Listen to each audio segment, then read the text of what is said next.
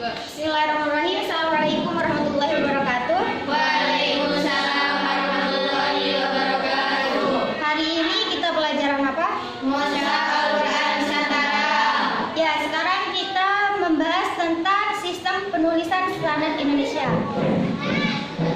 Nah, Mushaf Standar Al-Quran Indonesia adalah mushaf Al-Quran yang dibakukan cara penulisannya atau rasem, harokat, tanda bacanya, serta tanda-tanda wakafnya sesuai dengan musyawarah kerja. Itu para ahli Al-Quran yang berlangsung 9 kali pada tahun 1974 sampai dengan 1983. Nah, dan pedoman ini dijadikan pedoman bagi mushaf Al-Quran Indonesia yang diterbitkan di Indonesia gitu.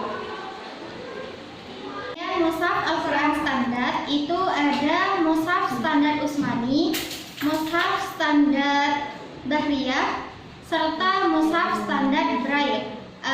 Dan kita bahas tentang mushaf standar Utsmani terlebih dahulu. Jika mushaf standar Utsmani, ciri fisiknya yaitu tidak ada wakaf di setiap akhir sudut halamannya. Itu tidak ada wakaf. Nah, perihal penulisannya atau rasem itu mengacu pada kaidah rasem Utsmani. Nah, perihal harokat, di sini mushaf standar Utsmani ini mempunyai menganut prinsip yaitu semua harokat menentukan bunyi secara utuh. Nah, jadi meskipun sukun di sini tuh di dalam mushaf standar Utsmani itu tetap ditampilkan. Seperti contohnya lagi, saya akan tuliskan tentang perbedaan-perbedaan antara mushaf Madinah dan mushaf Utsmani.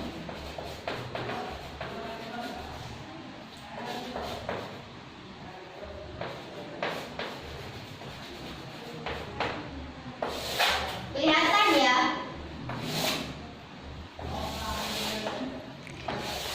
Nah, pada lafaz walillahi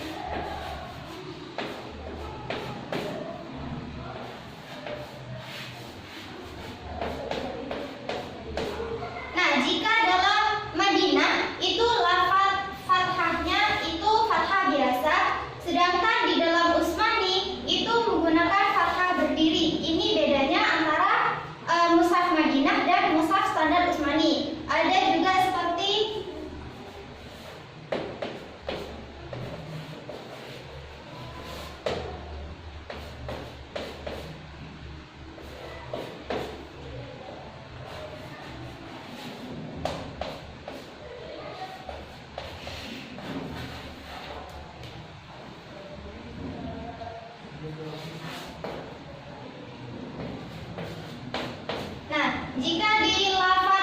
jika di mushaf Madinah itu tidak ada tanda tasdid di hukum bacaan idgham, sedangkan di mushaf Utsmani itu terdapat tasdid di setiap hukum bacaan idgham, seperti itu. Nah, juga tentang tanda wakaf itu dari hasil muqarrar para ulama ahli Al-Quran itu disederhanakan seperti tanda wakaf di sini shad, tanda wakaf shad dan za. Itu di dalam mushaf Utsmani itu menjadi qolam. Seperti itu. Sedangkan karena dalam artian shad dan za itu mempunyai arti yang sama, jadinya di dalam mushaf Utsmani itu disederhanakan menjadi lafaz qolam. Seperti itu. Sedangkan lafaz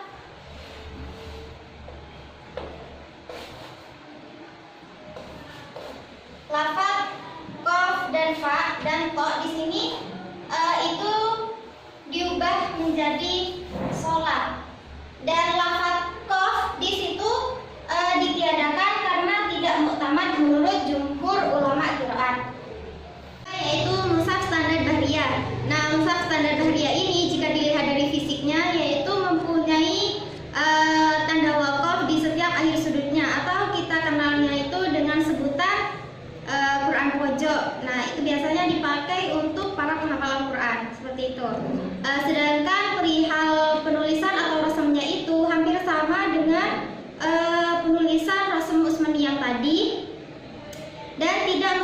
tarjih ar-riwayat. Namun dalam mushaf ini itu ada tambahan pengecualian, yaitu pada lafaz al-kitabu.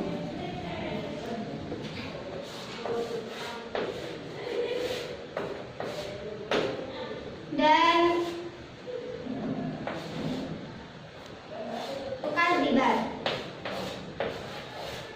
Biasanya ini di lain itu memakai fathah berdiri, sedangkan